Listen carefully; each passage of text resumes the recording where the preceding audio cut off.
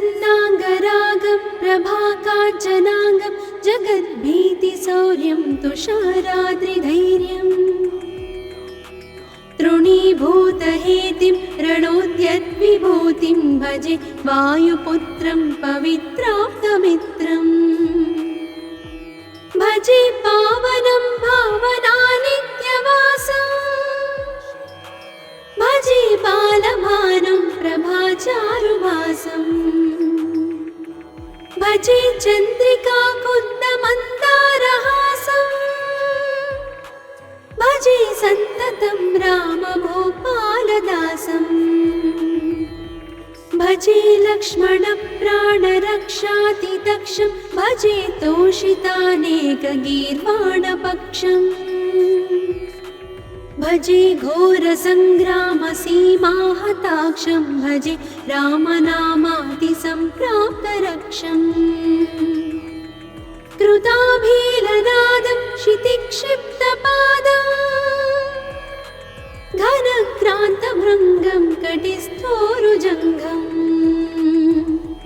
वियद्व्याप्तकेशं भुजाश्लेषितास्मं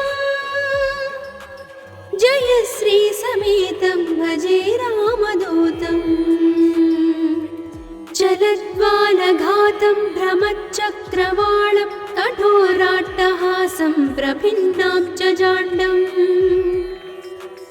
महासिंहनादाद्विशीर्णत्रिलोकं भजे आञ्जनेयं प्रभुं वज्रकायम्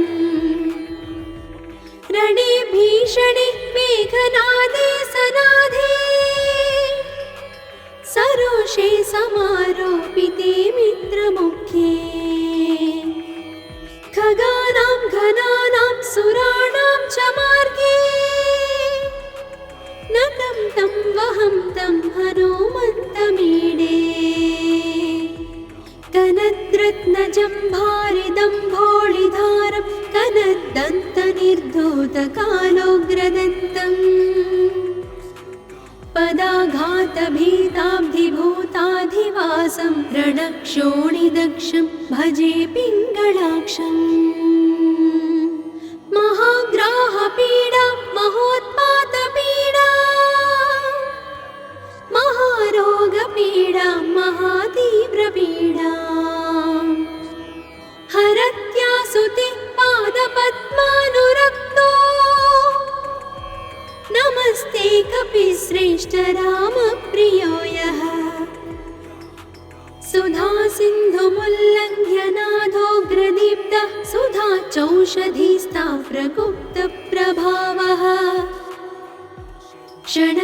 क्षणद्रोणशैलस्य सारेण सेतुं विना भूस्वयं कः समर्थः कपीन्द्रः निरातङ्कमाविश्य लङ्कां विसङ्को भवानेव सीतातिशोकापहारी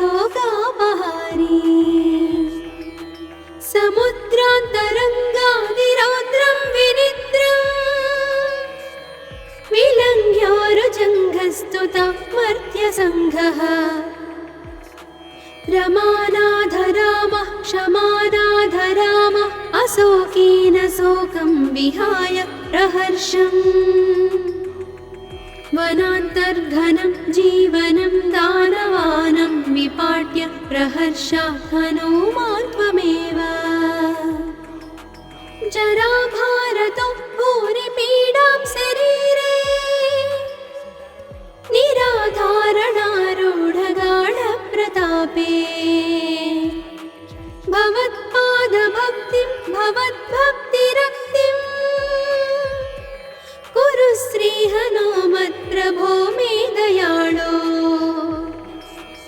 महायोगिनो ब्रह्मरुद्रादयो वा न जानन्ति तत्त्वं निजं राघवस्य कथं ज्ञायते मातृसे नित्यमेव प्रसीद प्रभो वानरेन्द्रो नमस्ते नमस्ते महासत्त्ववाहाय तुभ्यं नमस्ते महावज्रदेहाय तुभ्यं नमस्ते परिभूतसूर्याय तुभ्यम् नित्यकार्याय तुभ्यम् नमस्ते सदा ब्रह्मचर्याय तुभ्यं नमस्ते सदा वायुपुत्राय तुभ्यम् नमस्ते सदा पिङ्गळाक्षाय तुभ्यं नमस्ते सदा रामभक्ताय तुभ्यम् हनुमद्भुजङ्गप्रयातं प्रभाते प्रदोषेऽपि वाचार्थरात्रेऽपि मर्त्यः पठन्नस्नतोऽपि प्रमुक्ताघजालः सदा सर्वदा रामभक्तिं प्रयाति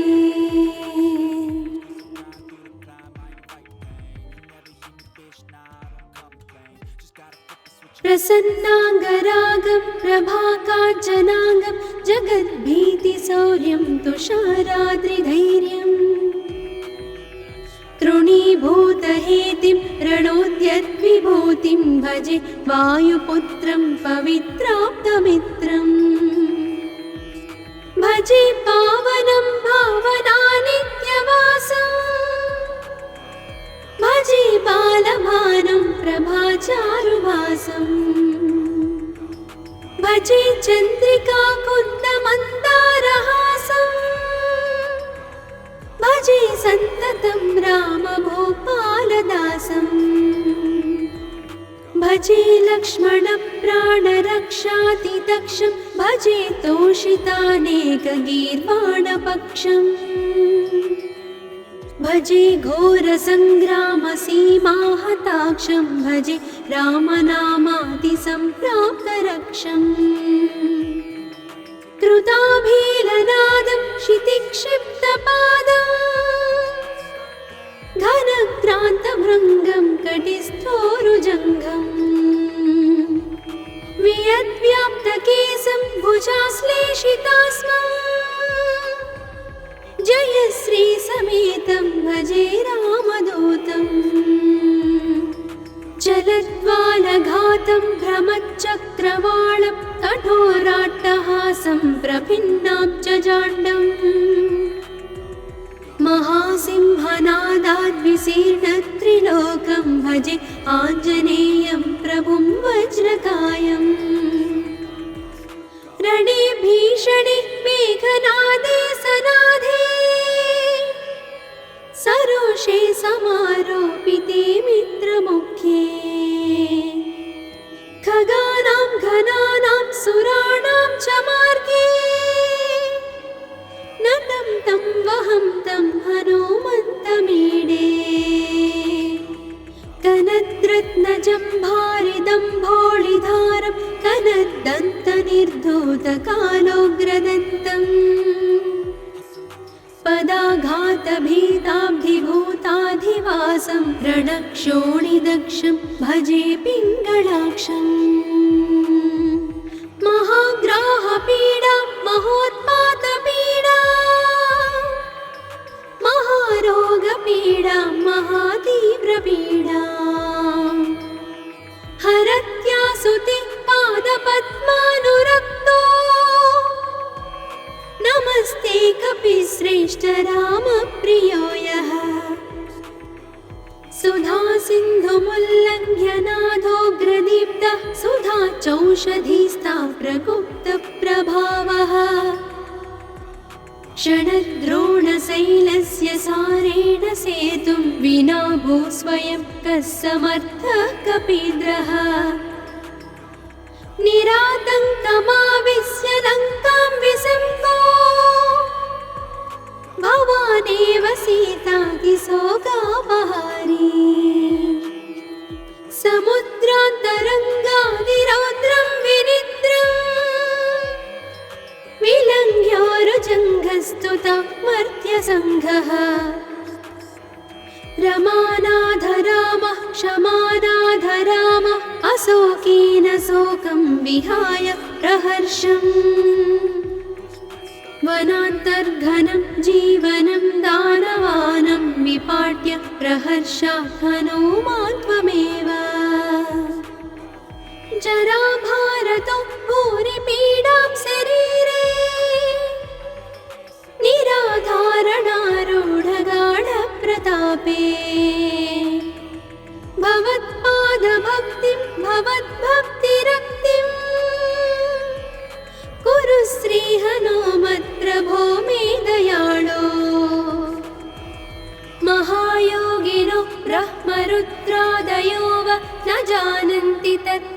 निजं राघवस्य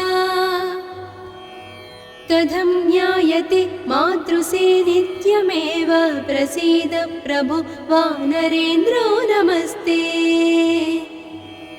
नमस्ते महासत्त्ववाहाय तुभ्यं नमस्ते महावज्रदेहाय तुभ्यं नमस्ते परिभूतसूर्याय तुभ्यं नमस्ते कृतामर्त्यकार्याय तुभ्यं नमस्ते सदा ब्रह्मचर्याय तुभ्यं नमस्ते सदा वायुपुत्राय तुभ्यं नमस्ते सदा पिङ्गळाक्षाय तुभ्यं नमस्ते सदा रामभक्ताय तुभ्यं हनुमद्भुजङ्गप्रयातं प्रभाते प्रदोषेऽपि वाचार्थरात्रेऽपि मर्त्यः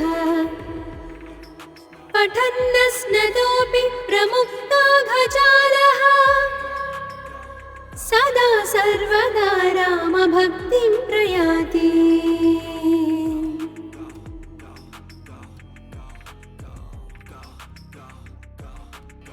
प्रसन्नाङ्गरागं प्रभाकाञ्चनाङ्गं जगद्भीतिशौर्यं तुषाराद्रिधैर्यम् तृणीभूतहेतिं रणोद्यद्विभूतिं भजे वायुपुत्रं पवित्राप्तमित्रम् भजे पावनं भावनानित्यवासम् भजे बालभानुं प्रभाचारुभासम् भजे चन्द्रिकाकुन्दमन्दारहासम् भजे सन्ततं रामभूपालदासम् भजे लक्ष्मणप्राणरक्षातिदक्षं भजे तोषितानेकगीर्वाणपक्षम्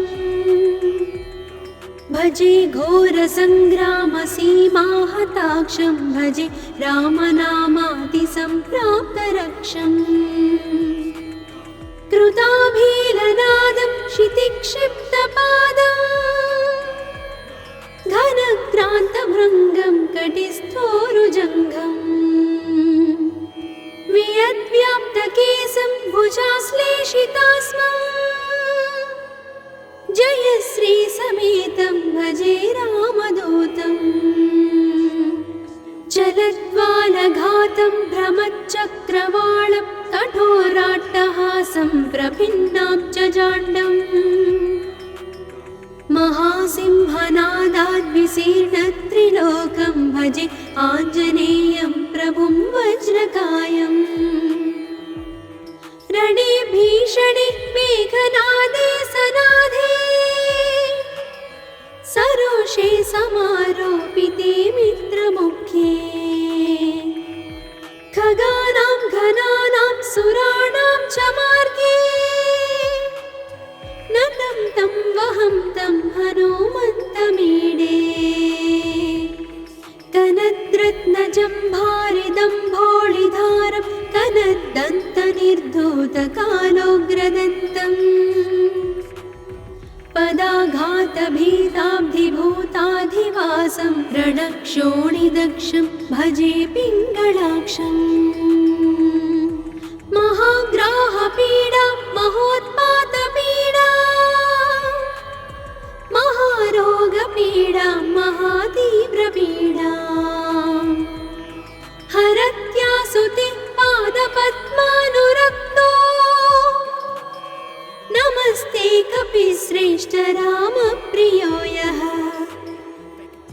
सुधा सिन्धुमुल्लङ्घ्यनाथोग्रदीप्तः सुधा चौषधीस्ता प्रगुप्तप्रभावः षडद्रोणशैलस्य सारेण सेतुं विना भूस्वयं कः समर्थः कपीन्द्रः निरातङ्कमाविश्य लङ्कां विसम्पो भवानेव सीतातिशोकापहारी समुद्रान्तरङ्गादिरौद्रं विनिद्रम् प्रस्तुता मर्त्यसङ्घः रमानाथ रामः क्षमानाथ रामः अशोकेन शोकं विहाय प्रहर्षम् वनान्तर्घनं जीवनं दानवानं विपाट्य प्रहर्षा हनुमान् त्वमेव जराभारतो भूरिपीडां शरीरे निराधारणारूढगाढप्रतापे भवत्पादभक्तिं भवद्भक्तिरक्तिं कुरु श्रीहनुमत्प्रभो मे दयाळो महायोगिनो ब्रह्मरुद्रादयो वा न जानन्ति तत्त्वं निजं राघवस्य कथं ज्ञायते मातृसे नित्यमेव प्रसीद प्रभो वानरेन्द्रो नमस्ते नमस्ते महासत्त्ववाहाय तुभ्यं नमस्ते महावज्रदेहाय तुभ्यं नमस्ते परिभूतसूर्याय तुभ्यं नमस्ते कृतामर्त्यकार्याय तुभ्यं नमस्ते सदा ब्रह्मचर्याय तुभ्यं नमस्ते सदा वायुपुत्राय तुभ्यं नमस्ते सदा पिङ्गळाक्षाय तुभ्यं नमस्ते सदा रामभक्ताय तुभ्यं हनुमद्भुजङ्गप्रयातं प्रभाते प्रदोषेऽपि वाचार्थरात्रेऽपि मर्त्यः पठन्नस्नतोऽपि प्रमुक्ताघजालः सदा सर्वदा रामभक्तिं प्रयाति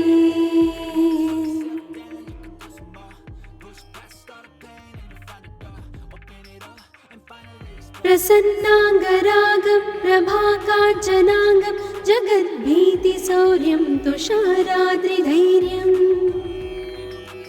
तृणीभूतहेतिं रणोद्यद्विभूतिं भजे वायुपुत्रं पवित्राप्तमित्रम् भजे पावनं भावनानित्यवासम् भजे बालभानुं प्रभाचारुवासम् भजे चन्द्रिकाकुन्दमन्दारहासम् भजे सन्ततं रामभूपालदासम्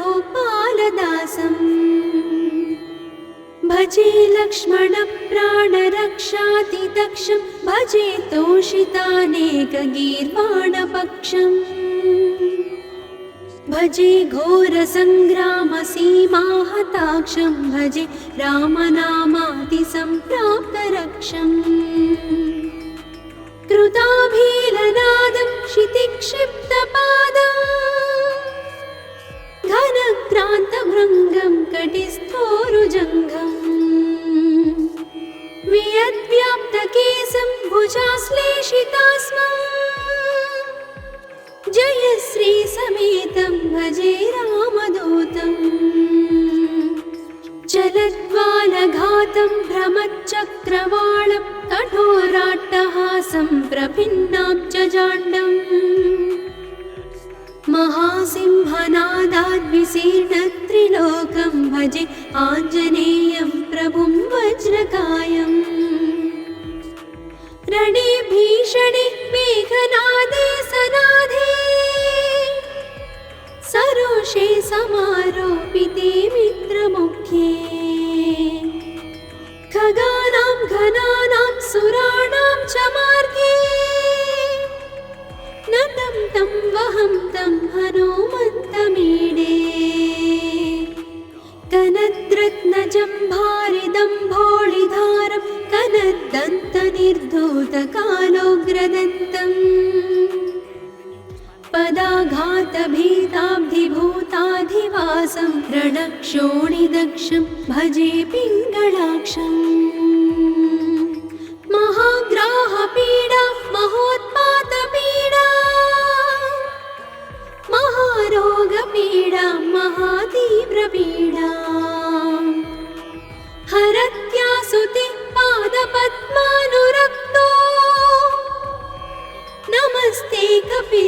श्रेष्ठरामप्रियो यः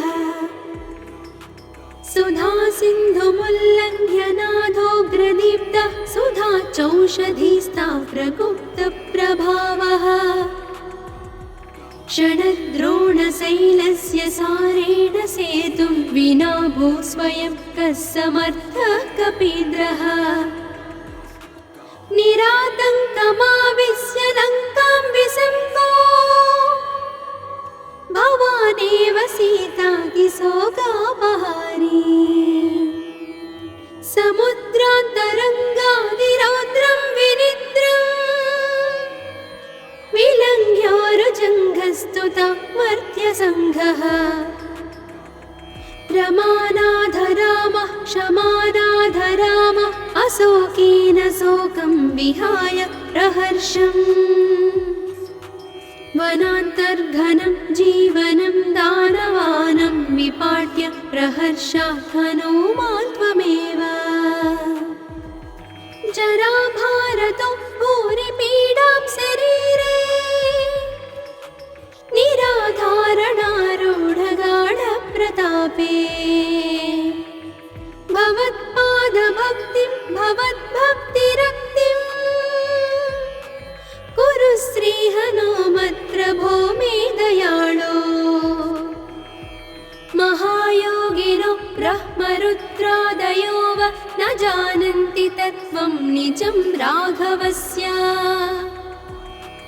कथं ज्ञायते मातृसे नित्यमेव प्रसीद प्रभो वानरेन्द्रो नमस्ते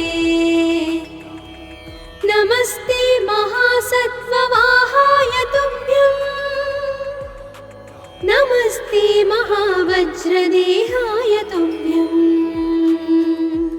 नमस्ते परिभूतसूर्याय तुभ्यं नमस्ते कृतामर्त्यकार्याय तुभ्यं नमस्ते सदा ब्रह्मचर्याय तुभ्यं नमस्ते सदा वायुपुत्राय तुभ्यं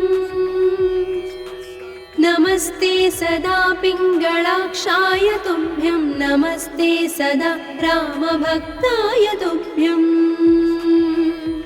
हनुमद्भुजङ्गप्रयातं प्रभाते प्रदोषेऽपि वाचार्थरात्रेऽपि मर्त्यः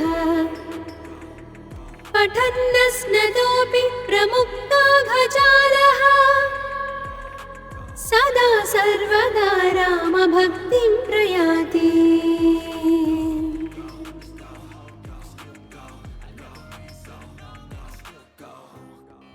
प्रसन्नाङ्गरागं प्रभाकाञ्चनाङ्गं जगद्भीतिशौर्यं तुषाराद्रिधैर्यम् तृणीभूतहेतिं रणोद्यद्विभूतिं भजे वायुपुत्रं पवित्राप्तमित्रम् भजे पावनं भावनानित्यवासम् भजे बालभानुं प्रभाचारुवासम् भजे चन्द्रिकाकुन्दमन्दारहासम् भजे सन्ततं रामभूपालदासम् भजे लक्ष्मणप्राणरक्षातिदक्षं भजे तोषितानेकगीर्वाणपक्षम् भजे घोरसङ्ग्रामसीमाहताक्षं भजे रामनामादिसम्प्राप्तरक्षम् कृताभीलनादं क्षितिक्षिप्तपादम्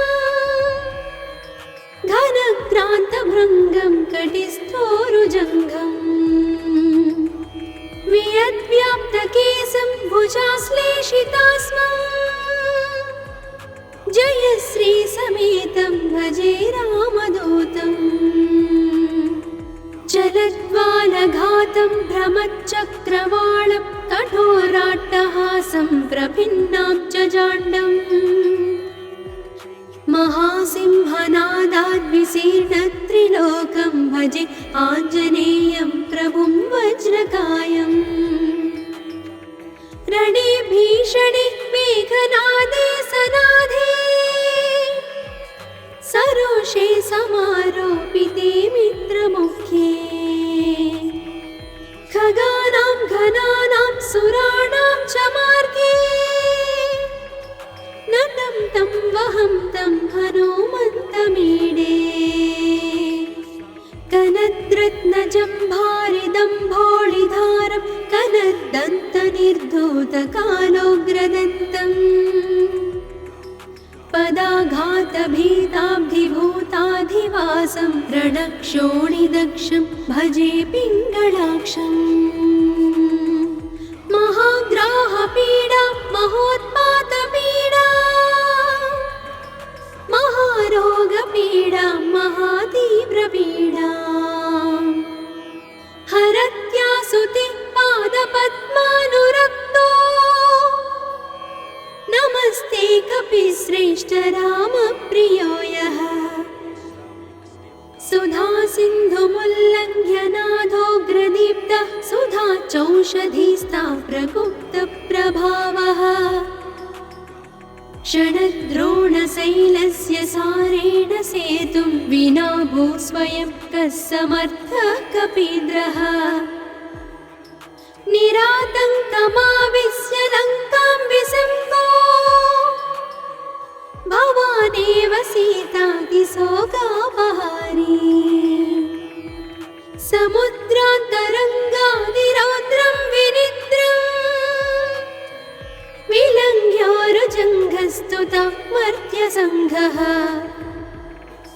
रमानाथ रामः क्षमानाथ रामः अशोकेन शोकं विहाय प्रहर्षम् वनान्तर्घनं जीवनं दानवानं विपाट्य प्रहर्षात् हनुमान् त्वमेव जराभारतो भूरिपीडां शरीरे निराधारणारूढगाढप्रतापे भवत्पादभक्तिं भवद्भक्तिरक्तिं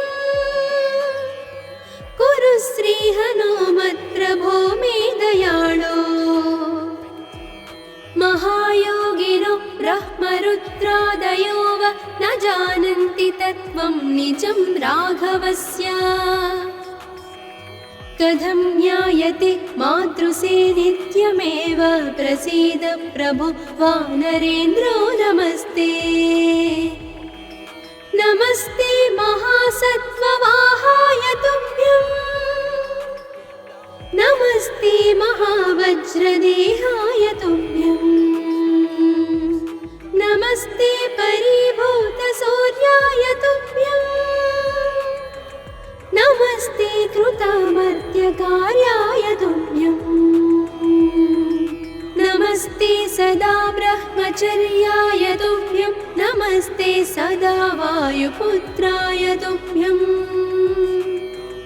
नमस्ते सदा पिङ्गळाक्षाय तुभ्यं नमस्ते सदा रामभक्ताय तुभ्यं हनुमद्भुजङ्गप्रयातं प्रभाते प्रदोषेऽपि वाचार्थरात्रेऽपि मर्त्यः पठन्नस्नतोऽपि प्रमुक्ताघजालः सदा सर्वदा रामभक्तिं प्रयाति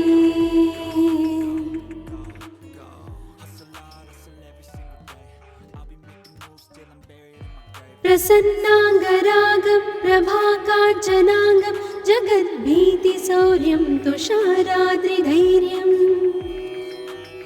तृणीभूतहेतिं रणोद्यद्विभूतिं भजे वायुपुत्रं पवित्राप्तमित्रम् भजे पावनं भावनानित्यवासम् भजे बालभानं प्रभाचारुभासम् भजे चन्द्रिका कुन्दमन्दारहासम् भजे सन्ततं रामभूपालदासम् भजे लक्ष्मणप्राणरक्षातिदक्षं भजे तोषितानेकगीर्वाणपक्षम् भजे घोरसङ्ग्रामसीमाहताक्षं भजे रामनामातिसम्प्राप्तरक्षम् कृताभीलनादं क्षितिक्षिप्तपादम् घनक्रान्तभृङ्गं कटिस्थोरुजङ्घम् वियद्व्याप्तकेशं भुजाश्लेषितास्मं जयश्रीसमेतं भजे रामदूतम् चलद्वालघातं भ्रमच्चक्रवालं कठोराट्टहासं प्रभिन्नाब्जजाण्डम् महासिंहनादाद्विशीर्णत्रिलोकं भजे आञ्जनेयं प्रभुं वज्रकायम् रणे भीषणे मेघनादे सनादे सरोषे समारोपिते मित्रमुख्ये खगानां घनानां सुराणां च मार्गे नतं तं वहं तं हनुमन्तमीडे कनद्रत्नजम्भारिदम्भोळिधारं कनद्दन्तनिर्धूतकालोग्रदन्तम् पदाघातभीताब्धिभूताधिवासं रणक्षोणिदक्षं भजे पिङ्गळाक्षम् महाग्राहपीडा महोत्पातपीडा महारोगपीडा महातीव्रपीडा हरत्यासुते पादपद्मानुरक्तो नमस्ते कपिश्रेष्ठ रामप्रियो यः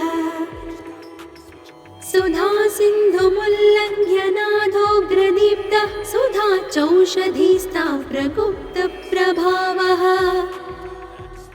षडद्रोणशैलस्य सारेण सेतुं विना भूस्वयं कः समर्थः कपीन्द्रः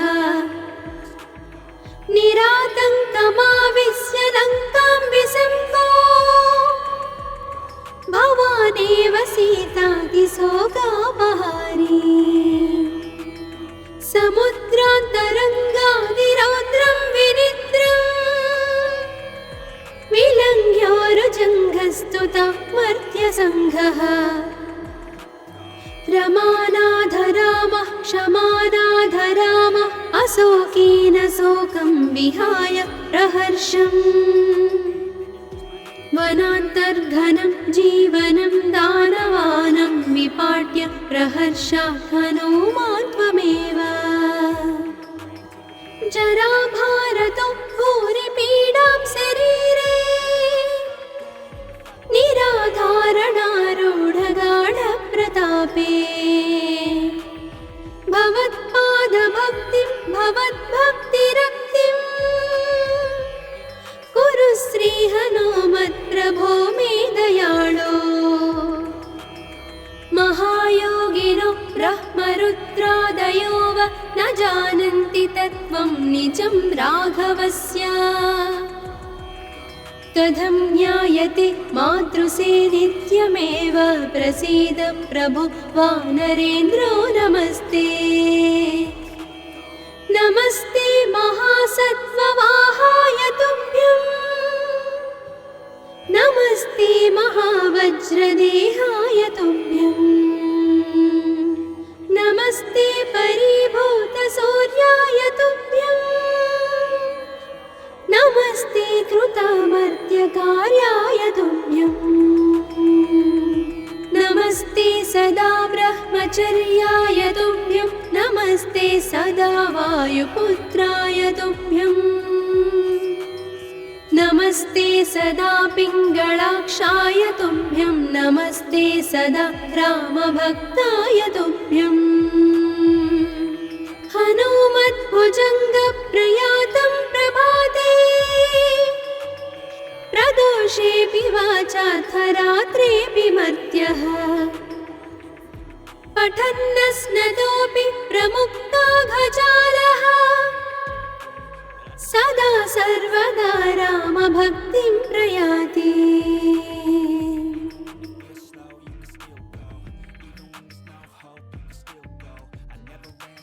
प्रसन्नाङ्गरागं प्रभाकाञ्चनाङ्गं जगद्भीतिशौर्यं तुषाराद्रिधैर्यम्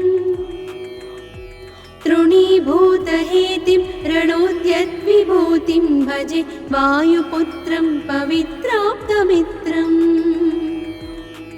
भजे पावनं भावनानित्यवासम् भजे बालभानं प्रभाचारुभासम् भजे चन्द्रिकाकुन्दमन्दारहासम् भजे सन्ततं रामभोपालदासम् भजे लक्ष्मणप्राणरक्षातिदक्षं भजे तोषितानेकगीर्वाणपक्षम्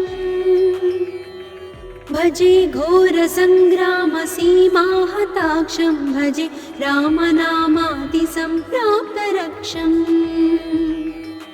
कृताभीलनादं क्षितिक्षिप्तपादम् घनक्रान्तभृङ्गं कटिस्थोरुजङ्घम् वियद्व्याप्तकेशं भुजाश्लेषितास्मम् जयश्रीसमेतं भजे रामदूतम्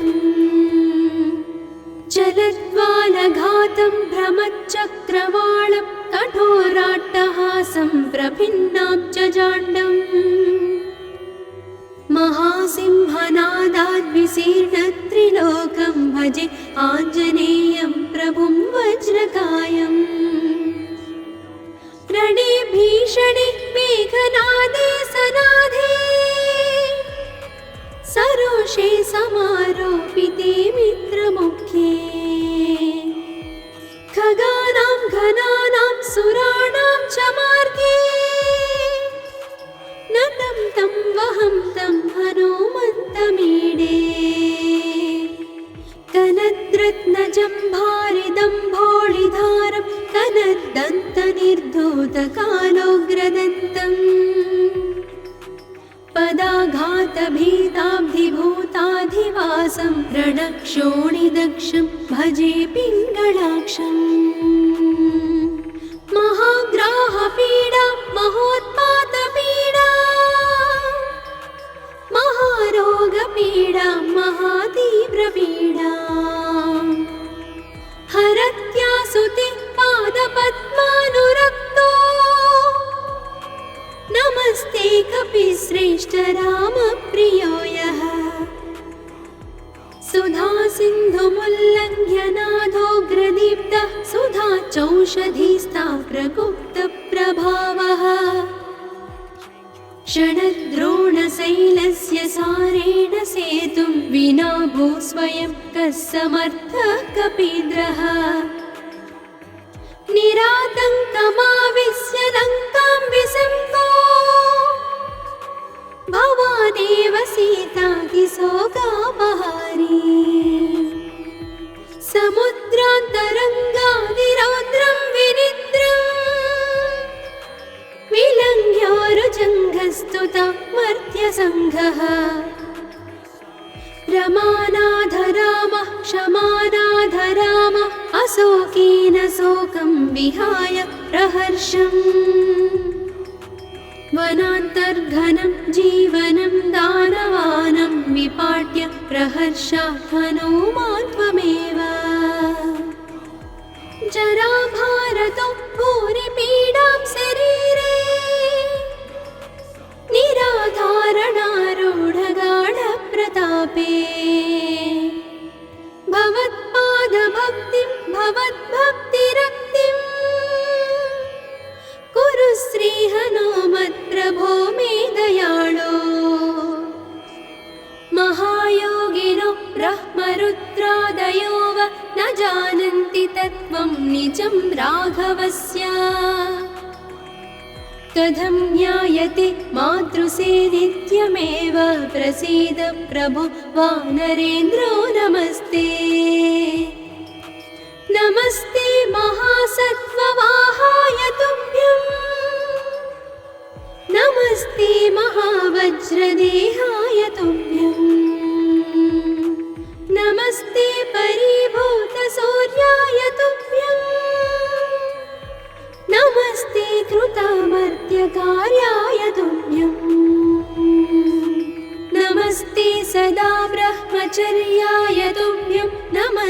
सदा वायुपुत्राय तुभ्यम्